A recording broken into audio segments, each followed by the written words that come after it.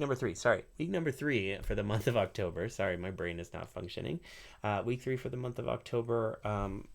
Any schedule stuff that we got to go over? Oh yes, we're probably going to be doing a pre-recorded class for Thursday because I'm going to be traveling that week for Thanksgiving, and this is next month. Yeah. So yeah, we're gonna have all of our classes live for this month, and then we'll probably have the first three live for next month. But then that week of I want to say Thanksgiving is on the 28th, right? Let me look at a calendar. Where's my calendar? The calendar's not open. What the what? There we go. Open my calendar, which is here. Yeah. October 22nd, 29th for this class. Then November 5, 12, 19, 26 will be Thanksgiving break. And I'll be pre-recording that class probably the weekend before. Cool. That's it for... that's it for that. And now we want to ask any questions that we might have. Yes, Christine, did you have a question? I think it's in the chorus, Mm-hmm. and for the intermediate level, Mm-hmm. and then there's the alternating between a single pluck and a three finger pluck, but some of them don't have a three finger, but a Mm. two finger pluck, Mm. and I'm actually having trouble remembering that. So maybe if I thought I knew more about why that is, I For might sure. remember it For sure. better. For sure. Yeah, let's discuss that real quick. Let me double check that it's correct the way that I want it to look. Hopefully it is. I'll go to the intermediate first. What we have is that and that. Okay, so during the verses. Okay, so yeah, it's really just an alteration, and the reason that F minor doesn't have one is because it's wrong. So that's one, Oh, and that's okay. I one, thought it two. was intentional. I'm like, No, not at all. I couldn't remember that Not at if it all. was a The discussion or only not. the only way I could see maybe altering that is if you were choosing to do a variation of the F minor. That's the only reason I would think to do something like that, because the F minor is one of the only chords that you can not do it. So let's say the F minor was feeling really hard for you and you're playing the F minor like this, then maybe that's the only reason that you would do it. So you go, I find it kind of funny. Sorry. Originals. Yeah, thank you. So yeah, you could go like this. I find it kind of funny, and then do the three finger here because that open G works a little better with it. That's the only reason I could see doing that in the intermediate arrangement. So yeah, that's just a typo. I apologize about that. It's really just two different picking patterns, right? Okay. And that's a good question about what's the reasoning behind it. The reasoning behind it is this: is that in general, if we want to create some sort of harmonic instance, right? We want to showcase what the harmony is. We want to try to relate as much of that harmonic information as we can. So if I'm playing the bass string on ones and threes, that means I'm playing one note of the chord. If I'm playing a two finger pull, E and A, on two and four, beat two and four, then what I'm playing is two notes of the chord. So if I combine that together, then what I have is three notes of the chord. I have the bass note, and then I have sort of this accompanying harmony. What happens is if I play a three finger pinch, then what I'm doing is I'm still feeling a separation between the bass note and not the bass note in the harmony, but I'm just referencing a little bit more of the harmonic information. Does that make sense? So I'm playing G, E, and A, then I'm playing three notes of that chord inside of the top. Now they might not be the other three notes outside of the bass note, but they are three voices. So it's just louder, it's bigger, it's just more information, right? And so one of the things that I like to do, and one of the reasons that I sort of approach that is like doing both. Like you just use a combination of both. And in the intermediate arrangement, I actually separated them by verse and chorus. That's always a good way to do it. If you have one rhythmic option and another rhythmic option, it's nice to separate one into the verse and one to the chorus, right? So I think in general, what's happening is I'm changing the voicing of the F minor. Instead of it being at a higher voicing, a little tighter on the strings, kind of this more delicate sound, which is really good as we're descending through the chorus or the verse progression. I'm switching to a bigger, more open voice in the first position, F minor, 1013, right? And then when I hit that C string, it's the lowest note I've heard so far. Boom, ka, found it kind of funny. And then all I'm really doing is just reinforcing the chord more by doing a 3-finger pinch. And from a teaching standpoint, I'm just showing you another way. I'm just showing you another picking pattern, right? So I really think of it like this, is like when we start to think about our journey from absolute beginner, baby ukeling, making our way up to advanced player and just maybe even master of the instrument someday, have a mastery of that instrument. Really what we're just trying to do is increase our vocabulary, right? Because it's not like I can play a multitude of different types of chords for this chord progression. I really can only use these chords: F minor, A flat, E flat, and B flat. But what I can do is voice those chords in a number of different ways. It's not like I can really drastically change the rhythm and play a totally different strumming pattern from one song in one measure and then a picking pattern for the next measure, but I can revoice those rhythmic patterns slightly, right? I can create these alterations for myself. So whenever I'm thinking about what a beginner sounds like and what an advanced player sounds like, most often it's the number of options that they have available to them, right? And maybe those options are really hard stretch. Maybe those options are really easily accessible. And that's kind of the difference, right? Your vocabulary is bigger when you're a more advanced player. You can do more things with whatever sort of template that you're presented with. Does that make sense? Cool. Shall we? Do we need a little review of the riff? Anybody? Should we do a quick review of the riff before we run it again? Yeah, let's do it. Cool. Awesome. A warm-up would be good. Warm-up would be great. Okay, cool. Let's warm up with the picking pattern. We're going to play this this picking pattern, which is C, E, and A. And then from there, we're actually going to move to the chorus picking pattern, which is this 3-finger pinch, right? Beautiful. And then back to the first one, which is C, E, and A. And then we go to the 3-finger pinch, which is C, G, E, and A. And you can even hear it here, right? Where we have this A minor 7 harmony. You can kind of hear them varying a little bit. This is a little bit of a lighter, more delicate sound. And then we can make a bigger sound by playing the 3-finger pinch. We get a little bit more complex harmony. Cool? All right, let's try our chorus. We're going to go F minor to B flat. And then into B flat. And we're going to keep that 3-finger pinch going. Beautiful. And then here. And then B flat. Nice. There you go. And then into B flat.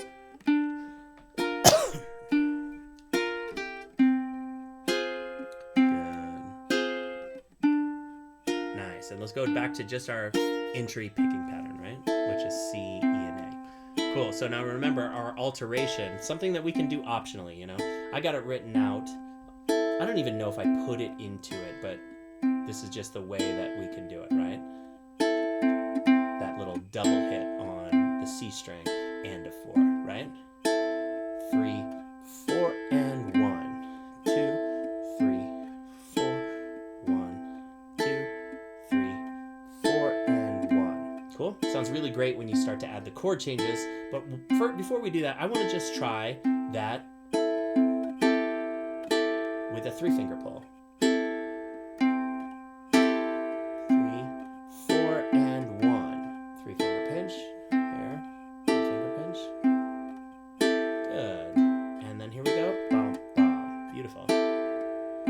Let's try every other one. Good.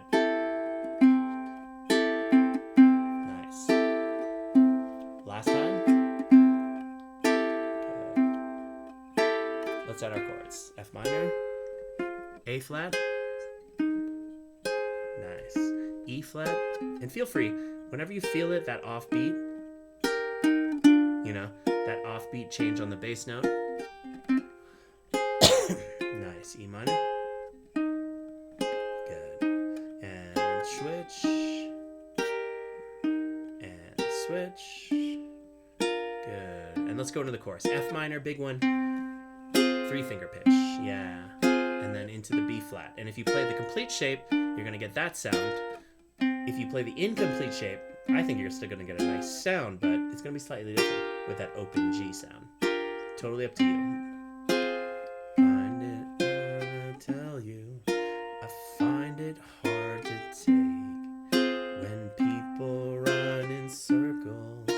let's end here on F minor. Okay, cool. Let's all hold this F minor. Any questions regarding kind of the basic information that we need for this tune? Obviously, there's more chords that we can get into once we start to get into a little bit more of the advanced arrangement, but that's it. That's kind of what you need. How is it feeling singing and playing? I know that we talked at the beginning of this month. Being able to sing and play was going to be something that I wanted to focus one class on, but obviously we've got some other things that I want to throw in. So I do want to put some time into it, but I just want to know, where is everybody at with singing and playing this tune? Well, I'm better at getting my words out, but I still can only play the words and the chords or And you're practicing the picking pattern as well? Yeah. Cool. And the tricky part, I think the trickiest part is, and I know I can slow down, I've done it, Mad World, like getting the timing right and getting the voice and like it's really tough. I just feel like my brain has too many things, like between switching to the riff and then it's like I can't. It's also different. It's different. You know, yes, but I have to deconstruct it every time. Like, I know. It's this huge puzzle I have to do. And it doesn't feel good, right? It doesn't feel good, and it's almost impossible to do in the moment. Cool. So we'll do a little bit of that deconstructing, exactly where it starts. Hopefully that'll give us a little more stable feeling. But it is a very weird placement.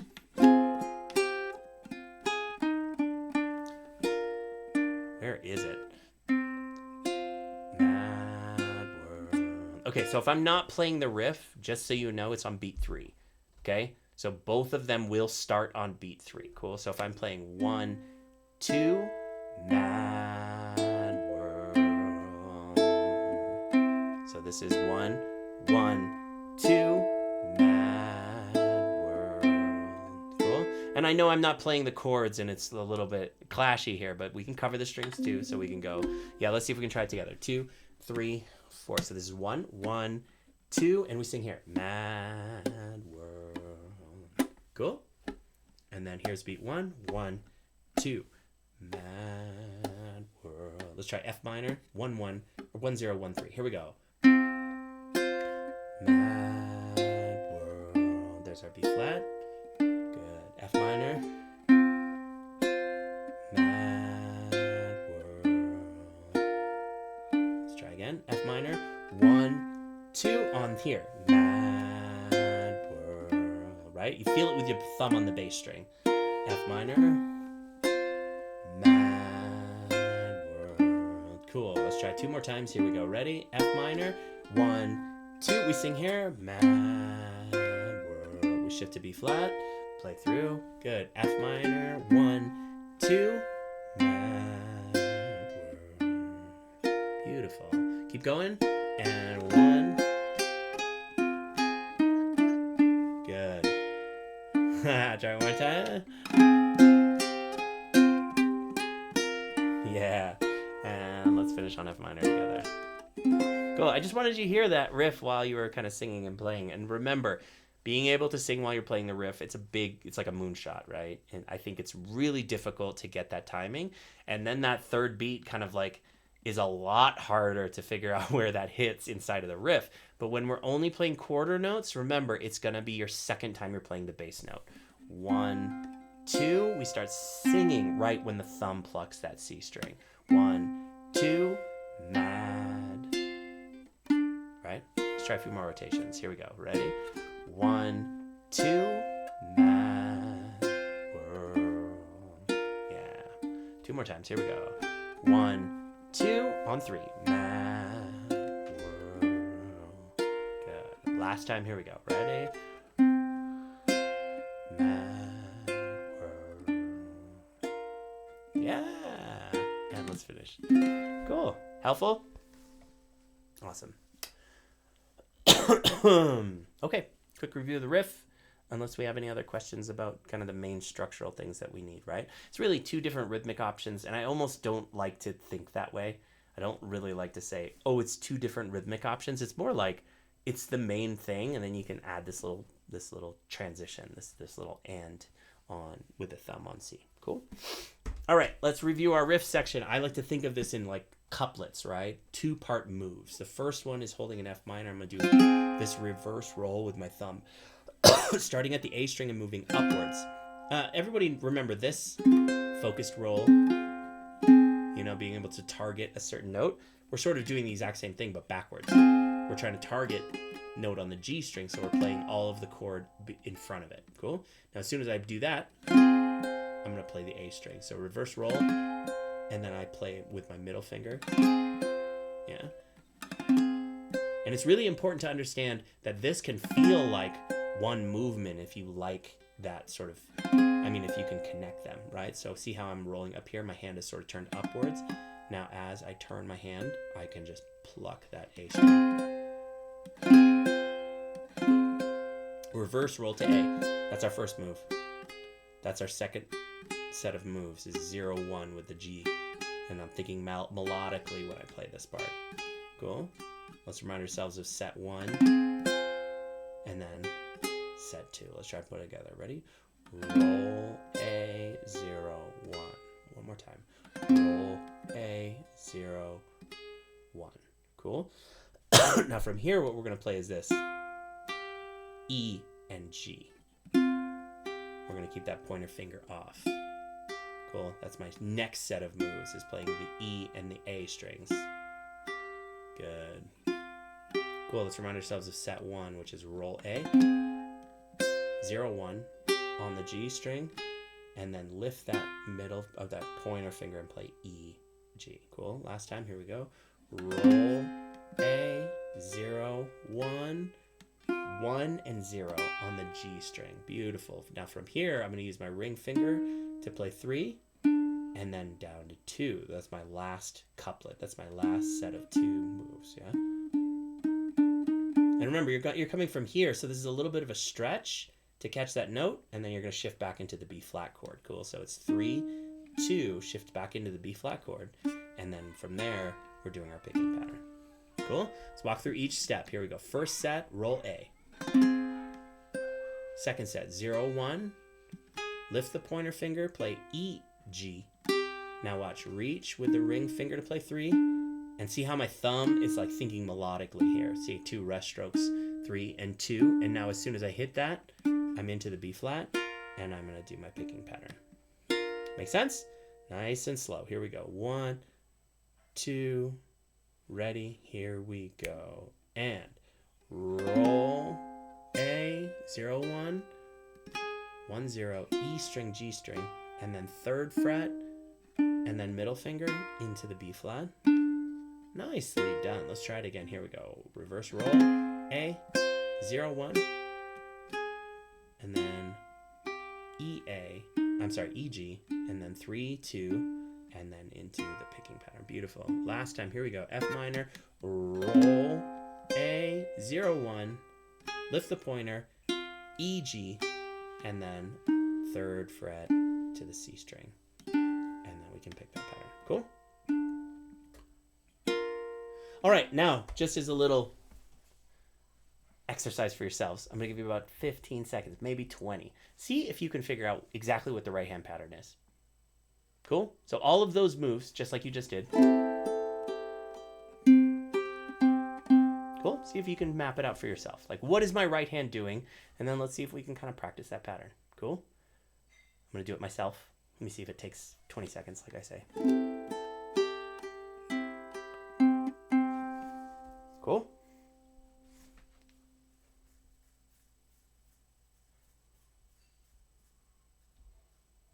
As soon as you can, try to maybe take away what the left hand is doing and like say it's something to yourself, like something that can be like repetitive. Yeah, this is a little exercise in John movement.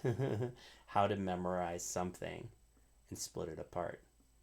First times you do this, it can actually be 10 times more complicated than just learning the whole thing. But oftentimes if you can break something, yeah, this is just a little exercise. Yeah. Okay, so I've sort of mapped it out in my head. I'm just going to say it while I'm doing it. Cool?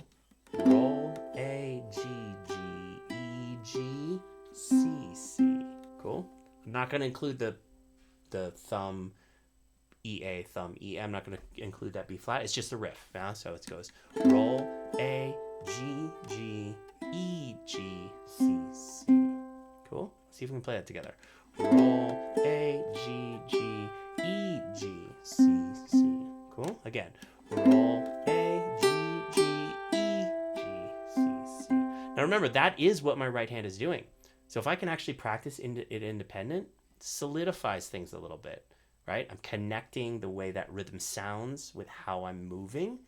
And that connection between rhythm and sound, remember, that's going to give us a lot stronger connection to what we're trying to do once we add the left hand, right? Cool, so let's try a few more times. Roll A, G, G, E, G, C, C. One more time. Roll A, G, G, E, G, C, C. Last time. Roll A, G, G, E, G, C, C. Let's try to just hold an F minor chord. Don't change anything about the left hand. Just try it again. Roll A, G, G, E, G, C, C.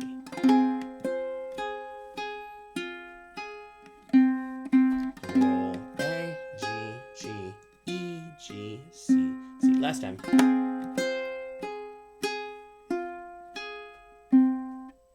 Cool? Now, what's really nice about that is that I just added one element. I just added the left hand, and we're really close. We're really close. We really only have to alter 2 of those notes, and then the last melodic line on C, and then we're done. Cool? So now we're going to go roll A, lift the pointer finger, G, put it back down. Cool? Now lift, and then we play C, C. Cool? Remember, the right hand is roll A, G, G, E, G, C, C. Nice and slow. 2, 3, 4, and roll A, G, G. Nice. Into the B flat. Let's see if we can try that F minor again. Here we go. Roll A, G, G, E, G, C, C. Beautiful. One more time. Here we go. Ready? F minor. Roll A, G, 1, E, G, C, C. Good. And let's finish on F minor here. Nicely done. Cool? Make sense? This might not be the best example for that type of technique, but I really want you to know it's important. It's always important to understand that we can kind of slice this bread as thin as we want, right? We can always make another division. We can always subtract some sort of difficulty to really focus on one element before we actually kind of combine everything.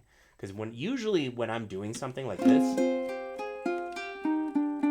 I'm doing a multifaceted skill, right? I'm doing 4 things at once. I'm doing 3 things. I'm doing 5 things at once sometimes, right? I could be like, mad world, right? And then I'm doing even more things. All of those are multifaceted skills, right? And if we can divide these little things, these bigger things into smaller things, it's a lot easier to incorporate into our body. It's a lot easier for us to develop muscle memory with one element versus 2, 3, 4, 5. Make sense? Okay, cool.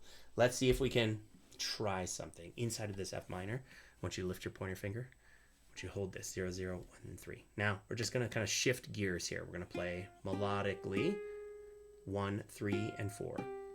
Now, it's really important to know that I'm using my middle finger here, which I normally wouldn't do if I was playing this melody line. I'd use my pointer finger, but this is sort of where we're moving from. So everybody try and play that. 1, 3, and 4. And notice that when I play 3 with my pinky, my whole kind of hand system is going to shift up to 4. And then from here, I'm going to shift back to 1. But now I'm going to play the A string and then go into my bar for my B flat. Make sense? Now, you don't have to have your middle finger down quite yet, so it can actually be easier for you to play this melody. 1, 3, 4, and then play 1 as the bar, and then you can shift back into your picking pattern, right? So let's try that a few times. Middle finger, first fret, play 1, 3, shift to 4, shift back to 1, and then see if you can play the picking pattern. Cool? Let's try it again. Here we go. 1 with our middle finger, 1, 3, slide to 4, and then to 1 on the E string. Yeah, nice. Let's try it again. Here we go. 1, 3, 4. And we shift. Cool? Now that's not finger picking, right? I'm thinking thumb. I'm thinking melody. 1, 3, 4. Shift back to 1. And then into the B flat. Last time. Here we go. 1 with the middle finger. 3, pinky. Slide to 4. And then back to 1 with the bar. Beautiful. Now, that's all you need to do for the second ending. The first half is actually the same. We're going to roll through F minor, play A, 0, 1. Now from here, you're going to start that move. 1, 3, 4, shift into the first fret with the bar, and then thumb. And we're doing our picking pattern. Make sense? All right, let's give it a try. Here we go, nice and slow. F minor, roll through the top string. A, 0, 1. Lift the pointer, and then 1, 3, 4 into the B flat. Nicely done. Last time. Here we go. Ready? F minor, reverse roll, A string, 0, 1. Now think melody. 1, 3, 4. And then back to the first fret for our picking pattern. Cool. Last time. Here we go. F minor, roll, A string, 0, 1. Now think melody. 1, 3, 4, middle, pinky, 4th fret, shift to the B flat. Nice. Good. Last time. Here we go. Reverse roll, F minor, roll, A, 0, 1. And now we start our second ending. 1, 3, 4. Yeah. Nicely done. And then finish on F minor for me. Here we go. Cool. Let's open it up for questions. Do we have any? It was really just a gimmick for me to drink some water. I feel like I was doing a whole different hand motion there. So I'm just going to see if I could... Yep. It's back on. Yeah, original sound. Sure, go for it. So... And then I kind of go right into the B, but just put this here. Interesting. Yeah, but you're missing a note there, right? You need 3rd fret on the E string, too. Oh! I might have missed it going through there, but I didn't. Yeah, you're right. Sorry. I played that 1, 3, 4 from the beginner class, from the last class. Sorry about that. That was ridiculous. I'm sorry. I appreciate you picking it apart because I know I taught it like that in this class last week. Yeah. So it's actually more like this. Sorry. Yeah, so we play it more arpeggio. So we don't play 1, 3, 4. We play 1, 3, 4. Now, you were saying that you go straight into the B flat and then you put your pinky down. That's totally fine. But I personally think it feels a little better when I think more of that campanella style. Watch. See how I did that? So again, this is like a different approach to the same melodic line. F, G, A flat. Those are the 3 notes we're playing. And really all we're doing is substituting the middle note G with the top string. So everybody try that same approach I was talking about, but now instead of playing it linearly, let's try to play campanella. So we play 1, G string, 4th fret, and then into 1 on the A string, but I want to be barred here. I want to make sure I shift into that bar. Cool. So play 1, E string, G string, and here we can really kind of start to feel that campanella more. Everybody feel that campanella. You're kind of interjecting the next note with that thumb movement. I play with my pointer finger, G, and then 4th fret, A flat. Now watch. I play A, shifting into there. See if you can try that move.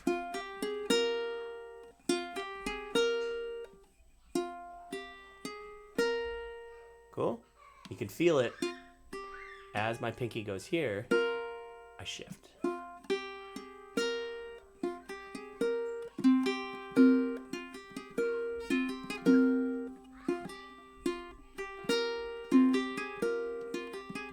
Yeah. Remember, my hand is going E, G, E, A. E, G, E, A. Yeah? Let's isolate that a little bit. E, G, E, A. E, G, E, A. Yeah? And I really love these campanella lines because you can get that feeling of assigned fingers and then start to feel the melodic line as a right hand movement instead of linearly the way we normally do when we're using our thumb. Hold on, I gotta quiet these kids down. Hey kids, I know you're having fun. Can you please turn it down a little? Cool? Cool? E, G, E, A, and then 1, open, 4, and then 1. Yeah. Now, in the intermediate and advanced class, we can kind of eliminate that shift I was talking about, which is like middle finger here, right? We can just do that reach. See that little shift there? I go middle finger, G, 4, and here, because the F minor chord is the one I'm in, right? So it's middle finger, kind of do that swing into the 4th fret, and then shift back.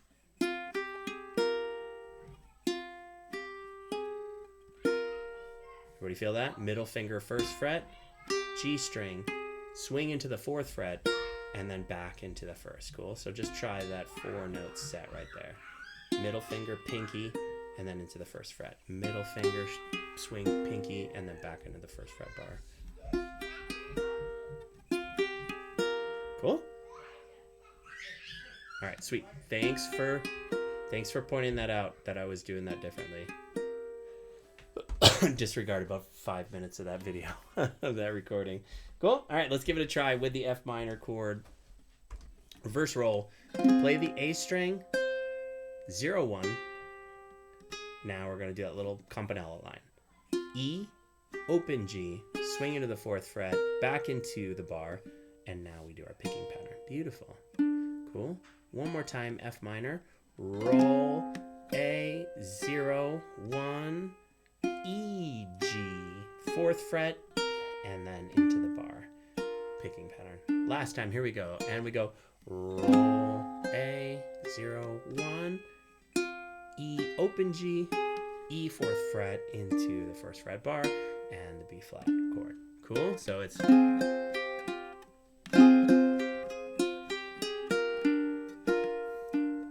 Tricky. Anybody got any questions about this little campanella moment? Questions, comments? How's it feeling? Better than it was. Oh, that's good. We're going over that. That's good. Christine, how's it feeling for you? I know that you haven't been in kind of attending classes, but you've been watching the recordings. Is it starting to feel a little more natural? Along. I mean, it seems like I can play it and play it and play it. Now all of a sudden it's like, what? But anyway, yeah. Usually I can play all the pieces, but yeah. I know between like the chorus and the riff, I'll get into like, Yeah. So I know that there's sticky parts. Yeah, sticky parts. And remember, finding out how to make those like rotations, so you get exposure to changing those gears, changing those rolls. You know, like trading hats. Oh, here I'm playing riff. Right now, I'm still getting those parts. Totally. The way we really like want to think about this is like as we assemble this part, we really want to gain fluency with all of the elements, and then when we kind of combine them all together, then it's like one singular unit, right? And then our job is to take each of these modules and see if we can kind of connect them right next to each other, and just run that little switch, run that little transition as many times as we can. Just kind of smooth that little bump, smooth that big bump that always like throws us off. And I really do. Has anybody practiced at all with being able to sing while you're doing this? I have tried. Mixed success. I like that. I really want to try to isolate exactly where it is. We kind of did it with picking pattern. We went so we know it's on beat 3, right? I can do. So if we think about where it happens inside of the riff, if we're doing eighth notes versus quarter notes, then really we just have to count 4, right?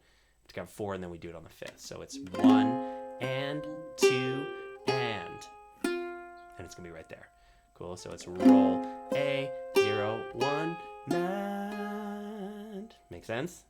Yeah. Let's see if we can just kind of find it. Yeah. So we go roll A 0 1 and. Make sense? Yeah. Let's just try those first part. 1 and 2 and and. What note is that? Oh, singing an A flat. Oh no, that's inside the chord. F, A flat. It's a third of the chord. Even just kind of just get in the beginning, the trigger, right? Obviously, finding where world sits might kind of lock into place. We can isolate it and figure it out, but this is happening on beat 3, right? So it's happening on your third set, your third couplet set. It's happening on the first note of that couplet set. It's the E string before you play the G string.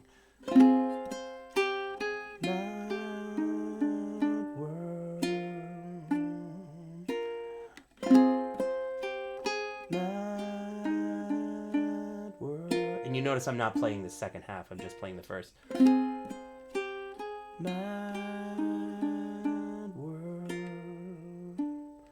try it one more time.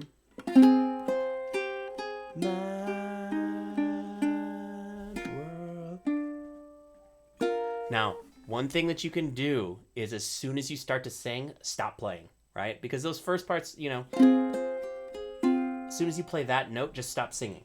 I'll keep playing it so you can kind of hear how it flows, but just stop your body, go. Mad world. And see if you can listen and try to connect how it sounds. Cool? 2, 3, 4. We play this. Roll A, G, G, sing. Mad world. Nicely done. Let's try it again. Mad world. Mad world. Offbeat change. And then I'm laughing because, like, okay, we got mad, and then where the hell does world come in? It's tough. It's tough. What's really interesting is Actually, that I'm wondering, does world come in on the next measure, or does that? so it probably you probably wouldn't want to find it here. You'd want to find it when you're just picking the regular pattern. You'd go mad world. So it comes on an offbeat, obviously, because it's in between. Mad world. I want to say it's the end of 4. 1, 2. Yeah, end of 4. So it's not easy. Beat 3. Ah, there you go. Awesome, cool. So it would be 1 and 2 and 3 and 4 and. That's really where it would hit. Let me see if that's right. Mad world. Oh my God. 1 and 2 and 3 and 4 and 1 and 2 and 3 and 4 and 1, 2, 1 and 2 and 3 and 4 and mad world. Oh my God. Offbeat in the next measure is where it hits. That's fucking crazy. Hold on a second. Mad world. Yep. That's unfortunate. Happens on the end of 1 of the next measure. But the nice part about it is that if you think about it like that, then it actually happens after the riff, right? Because after the difficult part. Yes, yeah. After the difficult part, because you're kind of in the picking pattern. So it's actually mad is right there. World. Make sense? Mad world. End of 1 of the next measure, which means it comes here. Yeah, let's try it with just the picking pattern. Cool. So we'll do it kind of isolated without the riff. We'll go. Oh, sorry. Didn't mute everybody. Give me 1 second. 1, 2. Hissing here. Mad world. What? Hold on. Mad world. Oh my God, that's interesting. Mad world. Here it happens on the end of 4. Why is it different?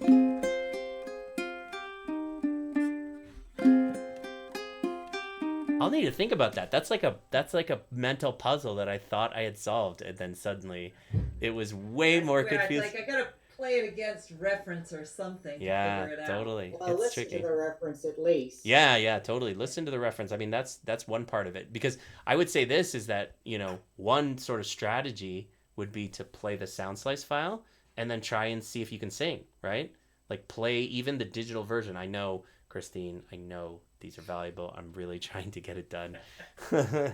It's funny because once you start to work with somebody else as like an employee, suddenly it's like, you're so much busier because you're just like, oh, gotta find work for this person. Oh, gotta like tell this person how to do stuff, right? What I think I want to do is go back to a recording and beat while it's going on. That's really good.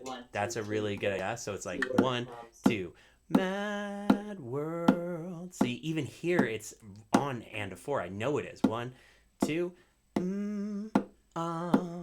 right? And so why the fuck is 1 and 2 and mad world? Oh, it does. So it happens.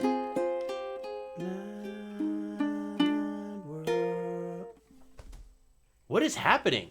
It's like it's before that. I think world comes before that.